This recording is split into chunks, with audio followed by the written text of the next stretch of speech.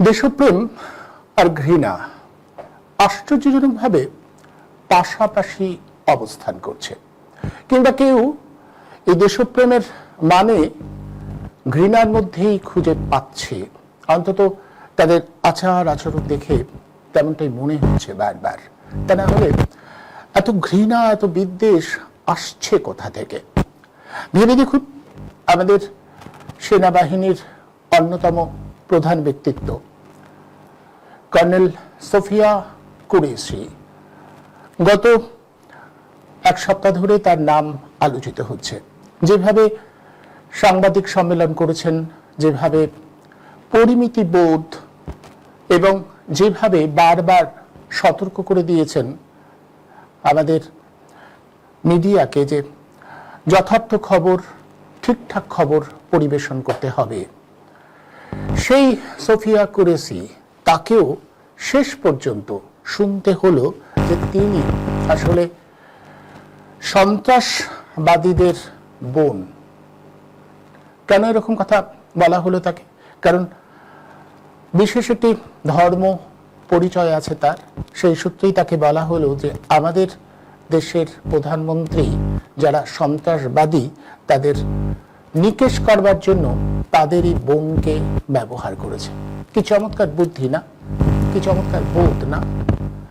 ঠিক ভেবে দেখুন, হিমাংশু নারওয়াল, তার বিরুদ্ধেও তো এইরকম নানা ধরনের বিদ্বেষমূলক কথাবার্তা ধেয়ে গেছিল, আমরা শুনেছিলাম। সবচেয়ে বিপর্যয়ের যিনি ধারণ করেছেন, যিনি বহন করছেন, কাশ্মীর উপত্যকায় তার হাজবেন্ড নিহত হয়েছে। তারপরে তিনি শুধু বলেছিলেন যে হিন্দু মুসলমানের বিভাজন নয়, সন্ত্রাসবাদীর লড়াই তিনি চান, সন্ত্রাসবাদকে নিকেশ করতে তিনিও চান। তার মানে এই নয় যে কেউ আসলে সন্ত্রাসবাদী। তার জন্য তাকে ঘৃণা ঘৃণা আর ঘৃণায় ভরিয়ে দিয়েছিল তথাকথিত দেশপ্রেমিকের দল। এভাবেই চলছে। আমাদের বিদেশ সচিব বিক্রম মিশ্রি, তার উদ্দেশ্যে অনর্গল এমনভাবে ঘৃণা ছড়ানো হচ্ছিল, এমনকি তার মেয়েকে পর্যন্ত টেনে এনে যেভাবে ঘৃণা ছড়ানো হচ্ছিল, তার পরিপ্রেক্ষিতে বিক্রম মিশ্রি নিজের এক্স হ্যান্ডেলটা বন্ধ করে দিয়েছেন। তিনি আর টুইটার ব্যবহার করবেন না, এরকম একটা সিদ্ধান্তের জায়গায় পৌঁছে গেছেন। কারণ অবিরাম তাকে ট্রোল করা হচ্ছিল। তার অপরাধ, তিনি শুধু সরকারি সিদ্ধান্তের কথাটা মাত্র 2 মিনিটে প্রেস ব্রিফিং করে জানিয়েছিলেন। তিনি বলেছিলেন আপাতত যুদ্ধবিরতির সিদ্ধান্ত নেওয়া হয়েছে। এখন যুদ্ধবিরতি কে ঘোষণা করলো, কেন করলো, কোথায় সিদ্ধান্ত হলো, কিভাবে হয়, এগুলো জানবার দরকার নেই, এগুলো নিয়ে প্রশ্ন করবার দরকার নেই। শুধু যেহেতু তিনি বিষয়টা জানিয়েছেন, তাই তাকে দেশদ্রোহী ঠাউরে তার উদ্দেশ্যে নানা রকম গালিগালাজ চলতেই থাকলো। এইভাবে চলছে আমাদের রাজ্যে। এই যে আমার স্ক্রিনে দেখা যাচ্ছে যে ছবিটা, একটা শান্তি মিছিল করবার সিদ্ধান্ত নিয়েছিলেন এ রাজ্যের কিছু নাগরিক মানুষ। তারা যুদ্ধের বিপক্ষে শান্তির কথা বলেছিলেন, তার জন্য তাদের উপরে ঘৃণা ছড়িয়ে দেওয়া হলো। বলা হলো তারা নাকি পাকিস্তানের দালালি করছেন। ভারী অদ্ভুত। দেশপ্রেমের সাথে ঘৃণাগুলো কিভাবে জড়িয়ে যাচ্ছে বারবার আমরা বুঝতে পারছি না। এভাবেই ঘৃণার চাষ হচ্ছে সর্বত্র। কিন্তু এই ঘৃণার উদ্গীরণ যারা ঘটাচ্ছেন, যারা প্রতিদিন ঘৃণা উস্কে দিচ্ছেন, তারা কি একবারও ভেবেছেন যে যে প্রশ্নগুলো থেকে যাচ্ছে, যে প্রশ্নগুলো করা উচিত, সে প্রশ্নগুলো করা যাচ্ছে না? প্রশ্ন করতে হবে তো। পাকিস্তানের সাথে এই যে সংঘর্ষ বিরোধীর ঘোষণা হলো, সেই ঘোষণা নাকি করিয়ে দিয়েছেন, মধ্যস্থতা করেছেন ডোনাল্ড ট্রাম্প, মার্কিন প্রেসিডেন্ট। এখন মার্কিন প্রেসিডেন্ট কিভাবে ঢুকে পড়লেন? তিনি কেন যুদ্ধ বা সংঘর্ষ বিরতির নিদান দেন? তিনি আগে টুইট করেন, তারপরে দুই দেশের সরকারি স্তর থেকে জানানো হয় যে সংঘর্ষ বিরতিতে যাওয়া হচ্ছে। প্রধানমন্ত্রী জাতির উদ্দেশ্যে ভাষণ দিয়েছেন, কিন্তু তিনিও পরিষ্কার করেননি যে কেন ডোনাল্ড ট্রাম্প মধ্যস্থতার ভূমিকায় চলে আসতে পারলো। এখন অনেকেই বলছে যে মোটেও না, দুটো দেশ নিজেদের মতো করে সিদ্ধান্ত নিয়েছেন। বেশ, তাই যদি হয় তাহলে আজকেও যেভাবে মার্কিন প্রেসিডেন্ট তার বিবৃতি দিয়ে মানে হাস্যকর জায়গায় নিয়ে যাচ্ছেন আমাদের সার্বভৌমত্বকে, তিনি বলছেন যে বাণিজ্যের ভয় দেখিয়েই তিনি দুটো দেশকে সংঘর্ষ থেকে বিরত রেখেছেন এবং দুটো দেশের প্রধানকে তিনি বলেছেন এদের দুজনকে এক টেবিলে আমি কয়েকদিনের মধ্যে নৈশ ভোজে বসাবো। বলা যায় ওই খুব হালকা কথা যদি বলি খিল্লি করছেন। এরপরেও আমাদের দেশের বিদেশমন্ত্রী যিনি রয়েছেন তার কোনো বাণী আমরা শুনতে পাইনি, তিনি এখনো নীরব। কেন নীরব থাকছেন? কেন বলতে পারছেন না যে বিষয়টা একেবারেই সেরকম নয়, ভুল বলছেন মার্কিন প্রেসিডেন্ট, বা মার্কিন মুলুক থেকে যে সমস্ত বিবৃতি দেওয়া হচ্ছে সেগুলো একেবারেই ঠিক নয়, আমরা এরকম কিছুকে স্বীকার করি না বা মান্যতা দিই না, বলছেন না, বলতে পারছেন না। আর দেশভক্তির তাড়নায় যারা এদেশের মধ্যে ঘৃণা ছড়াচ্ছেন, যারা যুক্তিগ্রাহ্য প্রশ্ন করলেই অন্যের দিকে ধেয়ে যাচ্ছেন, তারাও বোধ বুদ্ধি এগুলোকে বিসর্জন দিয়ে অদ্ভুত একরকম উন্মাদের আচরণ করছেন। আমরা ঠিক এখানেই বুঝতে চাইব যে দেশপ্রেম কাকে বলে, দেশের স্বার্থ রক্ষিত হয় কিভাবে। দেশের স্বার্থ রক্ষা করবার জন্য আসলে প্রশ্ন করাটা খুব জরুরি। প্রশ্ন করা জরুরি যে কি কি ঘটছে, কেন ঘটছে। সেই পরিপ্রেক্ষিতে সচেতন নাগরিক যদি দেশের প্রশাসনের দায়িত্বে যারা রয়েছেন তাদের দিকে প্রশ্ন ছুড়ে দিতে না পারেন, তাহলে দেশের সার্বভৌমত্ব সুরক্ষিত থাকে না। বরং দেশের সার্বভৌমত্ব সুরক্ষিত রাখবার জন্যই তীক্ষ্ণ প্রশ্নটা খুব জরুরি। চারপাশের ঘটনাবলীকে যুক্তি দিয়ে বোঝা এবং জানা খুব জরুরি। সেটাই হারিয়ে যাচ্ছে বলেই এই তথাকথিত নেতা নেত্রীরা সাধারণ মানুষকে অন্ধ আবেগে ভাসিয়ে দিয়ে নিজেদের কার্যসিদ্ধি করতে পারছেন। আমাদের দেশের স্বার্থ তাতে বিঘ্নিত হচ্ছে। আমরা বারবার বলছি আমাদের দেশের সেনা অন্তত গত কয়েকদিনে দেখিয়ে দিয়েছেন যে তারা যথেষ্ট পারদর্শী। তারা যেভাবে তাদের বক্তব্য সামনে রেখেছেন এবং যেভাবে তাদের কার্যক্রম করেছেন তাতে পরিষ্কার প্রতিবেশী রাষ্ট্র বাংলাদেশ জঙ্গিদের সাহায্য করে, সেটা নির্ধারণ করে নির্দিষ্ট করে জায়গায় জায়গায় জঙ্গি ঘাঁটিগুলোকে আক্রমণ শানানো হয়েছিল তার উপর এবং ধ্বংস করা হয়েছিল। ভয় পেয়েছিল পাকিস্তান। সে মতো অবস্থায় পাকিস্তান এবং ভারতকে এক বন্ধনীতে রেখে যেভাবে মার্কিন প্রেসিডেন্ট একটা মধ্যস্থতার ভূমিকায় এলেন, তাতে আমাদের প্রশ্ন করতেই হবে। আমাদের দেশের সার্বভৌমত্ব নিয়ে প্রশ্ন করতে হবে। যুদ্ধ হলে সাধারণ মানুষের অসুবিধা হয়, যুদ্ধ হলে অনেক মানুষের প্রাণ যায়, এটা সত্য। কেউ নিশ্চয়ই এটা নিয়ে প্রশ্ন করতে পারেন। কিন্তু একই সাথে জঙ্গি যদি বাড়তে থাকে, আমাদের দেশের নিরপরাধ মানুষের উপর যদি জঙ্গি হানা হয়, তার প্রতিকারও চাই। প্রতিকার করতে হবে আমাদের দেশের রীতি মেনে এবং আমাদের দেশের সামর্থ্যের উপরে ভর করেই। সেই নিজেদের সামর্থ্যের উপর ভর করা গেল কি? যেভাবে সিজফায়ার ঘোষণা হলো, তাতে এই প্রশ্নটা করাটা খুব জরুরি। এই দেশভক্ত বলে যারা দাবি করছেন তাদের দিক থেকে এই প্রশ্নগুলো ওঠা উচিত ছিল। তারা ভুল জায়গায় আক্রমণ শানাচ্ছে। এখন আমরা জানি না ভুল জায়গায় আক্রমণ তারা শানাচ্ছেন তারা সচেতনভাবে নাকি যেহেতু তারা জানেন না, প্রশ্ন করতে শেখেননি, তাদের ভক্ত করে রাখা হয়েছে। আর ভক্তরা সাধারণত অন্ধ হয়, তার চারপাশটাকে দেখতে পারেন না, বুঝতে পারেন না। আমাদের কথা সেই কাজটা করতে হবে, চারপাশটাকে একেবারে নির্মোহ ভঙ্গিতে সামনে আনতে হবে, বারবার প্রশ্ন করতে হবে। সোফিয়া কুরেশিকে যারা এইভাবে আক্রমণ করতে পারেন তারা কোন দেশপ্রেমের বার্তা দিচ্ছেন? কিংবা বিক্রম মিস্ত্রিকে যারা সারাদিন ট্রোল করছেন তারা আদৌ দেশপ্রেমিক, নাকি আসলে বোধ বুদ্ধিগুলোকে যাতে ভোতা হয়ে যায় তার একটা পরিমণ্ডল বা পরিবেশ তৈরি করবার চেষ্টা করছেন? আমাদের বারবার সেটা নিয়ে প্রশ্ন করতে হবে। আমি এই বিষয়টা নিয়ে আজকে আলোচনা করব যে অন্ধভক্তদের উগ্রতাকে আমরা কেন দেশপ্রেম বলবো। দেশপ্রেমের একটা অন্য মানে আছে। আমাদের সেনাবাহিনী গত কয়েকদিন ধরে যেভাবে তাদের দক্ষতা সামনে এনেছে, আমরা অবশ্যই তাতে আস্থা রাখি, তাদের প্রতি আমাদের যথেষ্ট সম্মান রয়েছে। কিন্তু যেভাবে তাদের ব্যবহার করা হলো, দেশের তথাকথিত নেতারা যেভাবে তাদের ব্যবহার করছে, তাতে তাদের সম্মান শেষ পর্যন্ত রক্ষিত হলো কিনা সেটা নিয়ে আমরা প্রশ্ন তুলব। আমাদের দেশের যারা মাথা তাদের কাছে প্রশ্ন তুলব, কেন একেবারে শর্তহীনভাবে এইভাবে বিরতি ঘোষণা করা হলো এবং মধ্যস্থতার ভূমিকায় বাইরের দেশের একজন প্রধান এলেন, বারবার তিনি বিবৃতি দিয়ে যাচ্ছেন, অথচ সেই বিবৃতির পাল্টা বিবৃতি আমাদের দেশের সরকারি পক্ষ থেকে কিছু বলা হচ্ছে না। কেন কেন এবং কেন, কোন সে কারণ?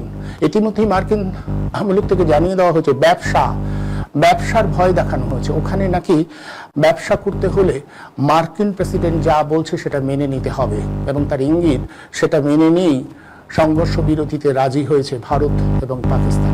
প্রশ্ন, ভারতের কার ব্যবসা, কিসের ব্যবসা মার্কিন মুলুকে চলে আমাদের জানতে হবে। এদেশের মুষ্টিমেয় কিছু পুঁজিপতি মার্কিন মুলুকে নিরুপদ্রবে ব্যবসা করবে আর তার জন্য ভারতের সম্মান নষ্ট হবে, এটাকে দেশপ্রেম বলে? এই দেশপ্রেম নিয়ে প্রশ্ন তুলবেন না। এই প্রশ্ন না তুললে আপনার দেশ সুরক্ষিত থাকতে পারবে? যারা অন্ধ হয়ে রয়েছেন, যারা ভক্তির বা আবেগ তাড়িত হয়ে অন্য জায়গায় আক্রমণ শানাচ্ছেন, তাদের বারবার এই প্রশ্নটা আমরা করব এবং সত্য কোনটা সেটা সামনে নিয়ে আসবার প্রয়াস আমাদের সীমিত সামর্থ্যের মধ্যেও বারবার করব। এই প্রশ্ন করাটা খুব জরুরি। ইতিমধ্যেই আমি গতকালও বলেছি, আজও বলছি, আমাদের দেশের তাবৎ মিডিয়াকে নিয়ে বিদেশে হাসাহাসি হচ্ছে, তারা ব্যঙ্গ বিদ্রুপ করছে। এদেশের মিডিয়া তার সমস্ত নৈতিক চরিত্র তো বটেই, সামান্যতম যেটুকু ছিল সেটুকু বিসর্জন দিয়েছে। যেভাবে তারা সংবাদ প্রচার করেছে, যেভাবে যে প্রশ্নগুলো করা উচিত, যে প্রশ্নগুলো করলে দেশের সুরক্ষা, দেশের সার্বভৌমত্ব নিয়ে মানুষকে সজাগ করা যায়, সে প্রশ্নগুলো তারা করেনি। তারা ক্ষমতার পক্ষে থেকে যাবতীয় সত্য ঘটনাকে আড়াল করে গেছে আর মিথ্যে ফেক খবর সম্প্রচার করেছে বারবার, জানিয়ে সরব হয়েছে আমাদের সেনাবাহিনীর আধিকারিকরাও। আমরা বারবার এই প্রশ্নগুলোকে সামনে তুলে আনবো। আমাদের মতো করে একটা অন্যরকম স্বতন্ত্র অবস্থান আমাদের থাকবে, এই দাবিটা আমরা বারবার করি। আজও সেই দাবির জায়গা থেকেই অন্যমুখী ভিন্নমুখী আলোচনায় যাব। আলোচনার জন্য আমি যাদের আমন্ত্রণ জানিয়েছি, আসুন প্রথমেই পরিচয় করিয়ে দিই তাদের সঙ্গে। আমাদের সঙ্গে রয়েছেন সমাজকর্মী উজ্জয়িনী হালিম এবং আমাদের সঙ্গে রয়েছেন রাজনৈতিক বিশ্লেষক এবং পেশায় শিক্ষক গৌতম দত্ত। আপনাদের দুজনকেই আজকের এই অনুষ্ঠানে আমি স্বাগত জানাচ্ছি। আমি প্রথমেই আমি উজ্জয়িনীর কাছে আসবো। উজ্জয়িনী, গোটা বিষয়টা আপনি এর আগে এসে বলেছিলেন যেভাবে আখ্যান তৈরি করা হচ্ছে দেশপ্রেমের এবং ঘৃণা, আমি বললাম যে সোফিয়া কুরেশি, তাকে আমি দেখাবো যে কি বলেছেন। সোফিয়া কুরেশিকে যেভাবে আক্রমণ করা হচ্ছে, প্রশ্ন তুললি, অথচ সত্যি এই সময় প্রশ্নটা তুলেছে দেশপ্রেমের জায়গায় দাঁড়িয়েই আমাদের দেশের যারা শাসক তাদের প্রশ্ন করা উচিত যে কি কি ঘটছে, কেন ঘটবে এটা। এমন অবস্থা তো নয়, সত্যি তো একই বন্ধনীতে পাকিস্তান আর ভারত থাকবার কথা নয়, কারণ ভারত তো সত্যি অনেকটা এগিয়ে রয়েছে। যে কোনো কারণে হোক, এটা তো আমাদের মানতে হবে, পাকিস্তানে এখনো পর্যন্ত গণতান্ত্রিক কাঠামোটাই ঠিকঠাক দাঁড় করানো যায়নি। সেখানে গণতান্ত্রিক কাঠামো নেই, বারবার সরকার বদল হয়, সেনাবাহিনী তার নিজের মতো করে কাজ করে। সেখানে ভারত অন্তত গণতান্ত্রিক কাঠামোর দিক থেকে অনেক মজবুত। সেখানে একই বন্ধনীতে ফেলে দেওয়া হলো যে পাকিস্তান বারবার জঙ্গিদের আশ্রয় দিয়েছে, এমনকি ওসামা বিন লাদেন, তাকে তো পাকিস্তানে গিয়ে নিকেশ করেছিল মার্কিন সেনারা। তারপরেও তাকে এবং ভারতবর্ষকে এক আসনে বসিয়ে আমি মধ্যস্থতা করে দিলাম, দুটোই ভালো শক্তি, তারা নিজেদের মধ্যে বোঝাপড়া করে নিক, আমি তাদের নৈশভোজে দাঁড়াবো।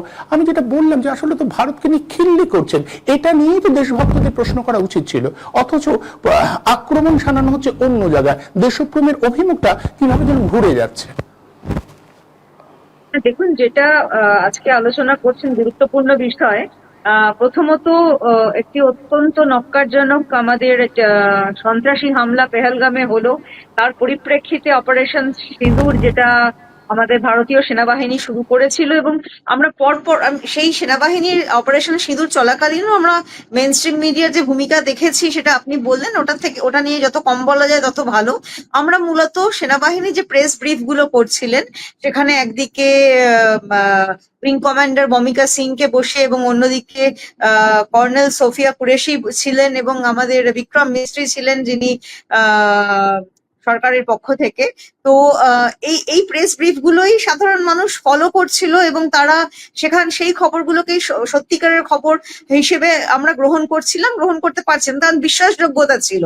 এবং এইগুলোই ফলো করতে করতে হঠাৎ আমরা একটা সময় দেখলাম যে মার্কিন দেশ থেকে ইউএস প্রেসিডেন্টের একটা বিবৃতি, এবং সেই বিবৃতির মাধ্যমে সিজ ফায়ারের ঘোষণা হলো। যে সিজ ফায়ার ঘোষণাটা খুব, দেখুন, যুদ্ধ তো দীর্ঘ সময় একটা যুদ্ধ চললে কোনো দেশের জন্যই সেটা ভালো না। আমরা আমাদের দেশের দিকে তাকিয়েই কথা বলবো, সেটা আমাদের দেশেরও জনগণের জন্য হোক, অর্থনীতির জন্য হোক, উন্নয়নের জন্য হোক ভালো নয়। কিন্তু অপারেশন সিঁদুরের নিশ্চয়ই একটা নির্দিষ্ট অভিমুখ বা লক্ষ্য ছিল। সেই অভিমুখ বা লক্ষ্য যদি সম্পূর্ণ হয়ে গিয়ে থাকে, তাহলে সেনাবাহিনীর কাছ থেকেই ব্রিফিংটা আসার কথা ছিল যে আমাদের যা করার ছিল সেটা শেষ হয়ে গেছে, সুতরাং আমরা আপাতত এটা বন্ধ করলাম বা কিছু। আমরা সেরকমটা দেখলাম না। আমরা দেখলাম যে হঠাৎ করে বাইরের একটা দেশ থেকে আমরা শুনতে পেলাম যে আমাদের নাকি যুদ্ধবিরতি তে দুই দেশ, পাকিস্তান এবং ভারত, দুই দেশই নাকি সম্মত হয়েছে। এবং তারপরে সেই বিবৃতি, মার্কিন মুলুকের প্রেসিডেন্টের বিবৃতিতে যেটা আপনি বললেন, খুবই চোখে পড়ে এবং গায়ে লাগে যে ভারত এবং পাকিস্তানকে একই সাথে এক নাম উচ্চারণ করা হচ্ছে এবং একই ভাবে দেখানো হচ্ছে, ভারতও ভালো, পাকিস্তানও ভালো, তোমার সাথেও ব্যবসা করব, তোমার সাথেও ব্যবসা করব। আরে মানে, কিন্তু আসল কথাটা উনি একবারও বলছেন না যে সারা বিশ্বের কাছে পাকিস্তান দুর্ভাগ্যজনক হলো এটাই সত্যি যে একটা টেরোরিজমকে স্পন্সর করার একটা দেশ। এটা সমস্ত, যেটা আপনি বললেন, সারা পৃথিবীতে আন্তর্জাতিকভাবে ঘোষিত সমস্ত সন্ত্রাসবাদীদের ওখানে গেলে খুঁজে পাওয়া যায়। এমনকি আমেরিকাকে ওখানে গিয়ে ওসামা বিন লাদেনকে মেরে আসতে হয়েছে, বা যাই হোক সেভাবে ন্যাপ করতে হয়েছে। তো এটা তো প্রতিষ্ঠিত সত্য, এটাকে তো আমরা অস্বীকার করতে পারি না। তো সেই জায়গাতে দাঁড়িয়ে মার্কিন প্রেসিডেন্ট যখন আমাদের এবং ভারতের সাথে পাকিস্তানের কোনো তুলনাই হয় না, অর্থনৈতিক দিক থেকেও হয় না, পরিকাঠামো দিক থেকে, উন্নয়নগত দিক থেকে, কোনো দিক থেকেই কোনো তুলনা হয় না, গণতান্ত্রিক দিক থেকে কোনো দিক থেকেই তুলনা হয় না। তো কিন্তু সেইখানে একটা ফলস ইকুইভ্যালেন্স করে যেন ভারতও যেন ব্যবসা করার জন্য সবকিছু ছেড়ে দিতে রাজি, তার আত্মসম্মান, তার মর্যাদা, তার সার্বভৌমত্ব, এই ডিসিশনস গুলো যেন অন্যের হাতে তুলে দিতে রাজি শুধু ব্যবসার জন্য, এরকম একটা বার্তা দেওয়া হলো। এবং যেটা আপনি খুব সঠিকভাবেই বললেন, সেটাকে কাউন্টার করে আমাদের দেশের কেউ কিছু, আমাদের দেশের সরকারের কোনো প্রতিনিধি কোনো কিছু বললেন না। সেই না বলাটা আবার মানুষের কাছে কি বার্তা নিয়ে গেল? বার্তা এটাই নিয়ে গেল যে তাহলে ওটাই বোধহয় সত্যি ছিল। একটা ভয়ানক কনফিউশন ইত্যাদি সৃষ্টি হলো। 12 তারিখে দেশের প্রধানমন্ত্রী এসে জনগণকে সম্বোধন করলেন, এবং যখন সম্বোধন করলেন তখনও কিন্তু মার্কিন প্রেসিডেন্টের বাণী, আমরা তার আগে প্রশ্ন তুলিনি, আমরা অপেক্ষা করেছিলাম। আমি গতকাল বলেছি যে আমি একদম প্রশ্ন তুলিনি যে সরকারের পক্ষ থেকে নিশ্চয়ই কোনো দেওয়া হবে, কিন্তু তারপরেও যখন উত্তর এলো না আমরা প্রশ্নগুলো তুলতে শুরু করেছি। আমাদের মনে হয় প্রশ্নগুলো, প্রধানমন্ত্রীর ভাষণে আমরা আমাদের যে মধ্যে প্রশ্ন তৈরি হয়েছে যে মার্কিন প্রেসিডেন্ট কি করে ভারতের কথা বলে, সে যুদ্ধ শুরুই হোক, যুদ্ধ বিরতিই হোক, যুদ্ধ থামাই হোক, তো সেই সংক্রান্ত কোনো কথা আমরা নামটার উচ্চারণ পর্যন্ত শুনতে পাইনি। যুদ্ধ বিরতিকে আমরা সবাই স্বাগত জানাই, যুদ্ধ চলবে, সাধারণ মানুষ মারা যাবেন, এইটা কারোর কাছেই কাম্য নয়। সরকার এবং মিলিটারি আমাদের দেশে যদি মনে করেন যুদ্ধ বিরতি দরকার, নিশ্চয়ই দরকার, কিন্তু সিদ্ধান্তটা দেশের হবে, দেশের সরকারের হবে, মিলিটারির হবে, এবং সবার আগে আমরা তাদের কাছ থেকেই শুনবো, আমরা বাইরের কারোর কাছ থেকে শুনবো না। তো এইটা একটা দিক, এটা নিয়ে মানুষের মনে অনেক কনফিউশন তৈরি হয়েছে, সে মানুষ যে দলেরই সমর্থক হোক না কেন। এবং এটা যেহেতু আপনি শুরুতেই বললেন ভালো, যে মানুষ প্রশ্ন না করে প্রশ্ন করতে ভুলে গেছে, সুতরাং আর প্রশ্ন কাকে করবে সেটা মেন স্ট্রিম মিডিয়াতে মেন স্ট্রিম মিডিয়াও এই প্রশ্নটার উত্থাপন করছে না। প্রথম দিকে সবাই একটু হতবাক হয়ে চুপ করে গিয়েছিল, পরবর্তীতে এইটা প্রশ্ন আকারে উপস্থাপিত হচ্ছে না, সাধারণ মানুষও বুঝতে পারছে না, প্রশ্ন করছে না। এবারে খুব সুচারুভাবে আপনি লক্ষ্য করে দেখুন, যতক্ষণ এই যুদ্ধ ইত্যাদি হচ্ছিল, আমরা খুব সুন্দরভাবে আমাদের সেনাবাহিনী একটা সাম্প্রদায়িক ঐক্যের বাণী, একটা ঐক্যের মেসেজ দিয়েছে, ভারতের ধর্মনিরপেক্ষতার কথা উল্লেখ করেছে ভারতে, এবং বারবার যারা প্রেস ব্রিফ করেছেন তারা এটা বারবার বলেছে যে সন্ত্রাসীদের লক্ষ্য ছিল ভারতের মানুষকে ধর্মের ভিত্তিতে লড়িয়ে দেওয়া, ভারতের মানুষ ধর্মের ভিত্তিতে না লড়ে তাদের সন্ত্রাসীদের সেই ঘৃণ্য পরিকল্পনাকে আমরা পরাজিত করতে পেরেছি। মানুষ কিন্তু অনেকটাই একসাথে ছিল। তারপরে দেখা গেল এই আজকে যে ঘটনাটার কথা বলছেন আমাদের কর্নেল কুরেশিকে, যে কথাটা হয়েছে সেটা তো একজন একটি স্টেটের, মধ্যপ্রদেশের একজন মিনিস্টার একটা কথা বলছেন, এই ন্যারেটিভটা আবার, এবং তার অবশ্য সেটার অনেক নিন্দাও করা হয়েছে, এবং মধ্যপ্রদেশ হাইকোর্ট থেকেও বলা হয়েছে যে ওই মিনিস্টারের বিরুদ্ধে চার্জ ফ্রেম করা হোক, এটা বলা হয়েছে। দেখেছি এই কিন্তু মিনিস্টার একটা সাক্ষাৎকার দিয়েছে, তিনি বলেছেন যে আমি হয়তো উত্তেজনার বশে বলে ফেলেছি, কিন্তু সত্যি কি তাই একের পর এক উত্তেজনার বশে? আমরা যে ভিডিও ক্লিপটা দেখলাম উত্তেজনার বশে ওটা বলা বলে মনে হলো না? পিছন দিকে বহু মানুষ বসে রয়েছেন, তারা আবার হাততালি দিচ্ছেন। তো উত্তেজনার বশে মানুষ এই কথাটা, উত্তেজনার বশে আপনি ভালো ভালো কথা বলতে পারেন, উত্তেজনার বশে আপনি বিভেদকামী কথাবার্তা বলেন কি করে? তো উত্তেজনার বশে আপনি জয় জয়কার করতে পারেন, আপনি ভেদ তো তৈরি করতে পারেন না। তো আসলে আর সেটাই যদি ধরে নিই, তাহলে বুঝতে হবে মানুষের চিন্তা চেতনায় বিভেদটা কি প্রথিত হয়ে গেছে, যে আমরা কোনো কিছু যখন বলতে যাই, ভালো কথাও বলতে যাই, আমরা ভালোটাকে আর ভালো করে বলতে পারি না। মানে ঘৃণার কি একটা মেইন, মানে হেট ইজ মেইন স্ট্রিম, ঘৃণার একটা সামাজিক একটা বৈধতা তৈরি হয়ে গেছে সামাজিক স্তরে, ঠিক। যে আমরা একটা না একটা সময়ে, আমরা যে কোনো সময়ই হোক, একটা সময়ের পরে আমরা আবার সেই জায়গাতেই ফিরে আসবো এবং নিজেদের মধ্যে মারামারি করে মরবো। আমার মনে হয় এই জায়গাটা নিয়ে সাধারণ মানুষের ভাবার সময় এসেছে। বিশেষত এই যে যুদ্ধর মতন পরিস্থিতি তৈরি হলো, এটা আমাদের একটা সুযোগ দিল বোঝার যে আমাদের দেশের ঐক্যটা আমাদের দেশের কাছে কত বড় সম্পদ। এবং সাধারণ মানুষ সরকার যেটা, যে দলকেই সমর্থন করি না কেন, প্রথমত দল আর সরকার এক নয়, সরকার আর দেশ এক নয়।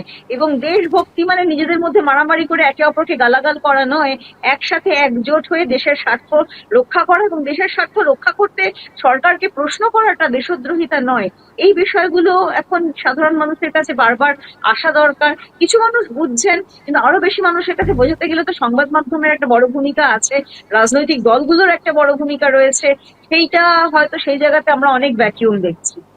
বেশ, আমি গৌতমের কাছে আসবো। গৌতম, আপনার কাছে আমার জিজ্ঞাসা যে প্রধানমন্ত্রী জাতির উদ্দেশ্যে ভাষণ দিয়েছেন, আমাদের জানিয়েছেন কি কি ঘটছে, কিন্তু প্রধানমন্ত্রী কথার পরে একটা প্রশ্ন তো থাকবে যে তিনি বলছেন যে তিনি কোন রকম কারোর বশ্যতা মানবেন না, এমনকি পারমাণবিক যে ব্ল্যাকমেইল করা হয়েছে যদি করা হয় তাহলে তাও তিনি মানবেন না। এখন প্রশ্ন হচ্ছে যে মার্কিন মুলুক থেকে যেভাবে বলা হয়েছে যে ব্যবসায়িক ব্ল্যাকমেইল করা হয়েছে, আমরা যদি ধরে নিই যে তিনি ব্যবসার কথা বলে গোটা বিষয়টাকে একটা নিষ্পত্তি জায়গায় এনেছেন, আমি বলছি না, এটা বলছে মার্কিন প্রেসিডেন্ট জানাচ্ছে, তাহলে কোথাও মনে হয় না যে এই বিষয়টা একেবারে ডিনাই করা, মানে নাকচ করে দেওয়ার জন্য প্রধানমন্ত্রীর উচিত ছিল দায়িত্ব নেওয়া, তিনি এটা একেবারে নির্দিষ্ট করে বলবেন, তিনি বলতে পারলেন না। আর সত্যি তো কেউ চায় না যুদ্ধ হলে অনেক ক্ষতি হয়, সিজফায়ারের সিদ্ধান্ত আমরা বারবার করে বলছি, কিন্তু আনকন্ডিশনালি বা শর্তহীন হবে কেন? ভারত প্রধানমন্ত্রী একদিকে বলছেন আমরা একেবারে জোরদার জবাব দিয়েছি, ওরা একেবারে দিশেহারা হয়ে গেছিল, ওরা যুদ্ধ বিরতির বা সংঘর্ষ বিরতির জন্য একেবারে সবার কাছে আবেদন নিবেদন করছিল। তাই যদি হয়, সেটাই যদি হয়, তাহলে বিনা শর্তে যেভাবে মার্কিন প্রেসিডেন্ট বলছেন দুটো দেশকে এক বন্ধনীতে বসিয়ে কেন হবে? শর্ত দিতে হবে তো যে আর কখনো করবেন না, এই শর্ত দিয়েছে তাই আমরা আপাতত এই বিরতিতে যাচ্ছি, সেই ব্যাপারে কোনো আলোচনা নেই। এই প্রশ্নগুলো তোলা, এই সময় আপনার মনে হয় না যে এই প্রশ্নগুলো তোলাটাই আমাদের দেশের সার্বভৌমত্বের জন্য খুব বেশি জরুরি, যেটা দায়িত্ব ছিল তথাকথিত, আমি তথাকথিত বলছি, মূলধারার মিডিয়ার, যারা এই প্রশ্নগুলো তুললেন না একবার? হ্যাঁ, আপনি একদম ঠিক বলেছেন দাদা। যে জায়গাটাতে আমার বক্তব্য সেটা হচ্ছে যে আমাদের পেহেলগাঁওতে যে ঘটনাটা ঘটে গেছে, যে সন্ত্রাসী কার্যকলাপটা ঘটেছে, সেটার বিরুদ্ধে কিন্তু সোচ্চার হয়েছে ভারতবর্ষের 140 কোটি মানুষ। এটা আমাদের প্রথম বুঝতে হবে। 1947 সালে ভারত স্বাধীনতার পরে ক্রমানুসারে পাকিস্তান ভারতবর্ষকে কিন্তু আক্রমণ করে রক্তাক্ত করেছে বিভিন্ন সময়ে বিভিন্ন ভাবে। ফলত সেই সময় সেই মুহূর্তে যে ঘটনা ঘটেছে 22 এপ্রিল, গোটা ভারতবর্ষের মানুষকে কিন্তু এক লহমায় বিক্ষুব্ধ করে তুলেছে, তীব্র আকারে ধারণ করেছিল। কারণ আমি অন্তত বিশ্বাস করি যে ভারতবর্ষ লড়াই করেছে 140 কোটি মানুষ একটা সন্ত্রাসের বিরুদ্ধে, একটা জিহাদের বিরুদ্ধে, একটা জঙ্গিপনার বিরুদ্ধে। এটা আমাদের মনে রাখতে হবে। পাকিস্তান ভারতবর্ষের সঙ্গে লড়াই করেছে কিন্তু একটা দেশের বিরুদ্ধে, একটা দলের বিরুদ্ধে নয়, একটা সম্প্রদায়ের শুধুমাত্র বিরুদ্ধে নয়, একটা দলের বিরুদ্ধে নয়। কোন দল যদি ভারতবর্ষের মনে করে যে আমরা আমাদের একটা দলের বিরুদ্ধে পাকিস্তানের লড়াই হচ্ছে, তাহলে কিন্তু ভুল হবে। লড়াইটা কিন্তু হয়েছে ভারতবর্ষের 140 কোটি মানুষের সঙ্গে, পাকিস্তানের তথাকথিত সন্ত্রাসবাদীদের সঙ্গে। এবার ব্যাপারটা হচ্ছে যে জায়গাটায় আমাদের ভাবতে হবে যে পরবর্তীতে সময় প্রধানমন্ত্রীর কথায় কিন্তু গোটা ভারতবর্ষের 140 কোটি মানুষ চার্জ হয়েছিল। হ্যাঁ, তিনি বলেছিলেন যে আমি এর শেষ দেখে ছাড়বো, মানুষ সেটাকে বিশ্বাস করেছিল, সত্যি কথা। এবং তার পরবর্তীতে সময় আমরা দেখেছি যে সর্বদলীয় বৈঠক হয়েছে এবং অন্য রাজনৈতিক দলগুলো সবাই প্রধানমন্ত্রীর সঙ্গ দেবে বলেছিলেন পরিষ্কার, কোন রকম তারা বলেছিলেন এই সময় আমরা সবাই আছি, আমাদের দেশের যে ঘটনা ঘটেছে এর প্রতিকারে, এর প্রতিবিধানে আমরা সবাই একসুরে কথা বলবো। প্রশ্ন থাক, আপাতত প্রশ্নগুলোকে আমরা চাপা দিচ্ছি, পরে প্রশ্ন নিয়ে আলোচনা করব। কিন্তু এখন এই ভয়ঙ্কর সময় আমরা দেশের সঙ্গে আছি, দেশের স্বার্থে এই জঙ্গি ঘাঁটি, জঙ্গিদের প্রতিরোধ করতে হবে, সবাই একসাথে বলেছিল, সব ডান বাম সমস্ত দল। হ্যাঁ, এই কথাটাই আমি বলতে চাইছি যে তখন সর্বদলীয় ভাবে প্রধানমন্ত্রীর পাশে দাঁড়িয়ে সমর্থন জ্ঞাপন করেছিল। কিন্তু যখন আমরা দেখলাম যুদ্ধ বিরতি হলো, অর্থাৎ সিজফায়ার হলো, তখন কিন্তু সর্বদলকে সেইভাবে ডাকবার প্রয়োজন মনে করলো না এবং ডাকা হলো না। প্রকারান্তরে আমরা হতবাক হয়ে গেলাম, কি করে আমরা ধরেই নিই, আমাদের সেনাবাহিনীকে কুর্নিশ জানানো ছাড়া আমাদের কোনো উপায় নেই।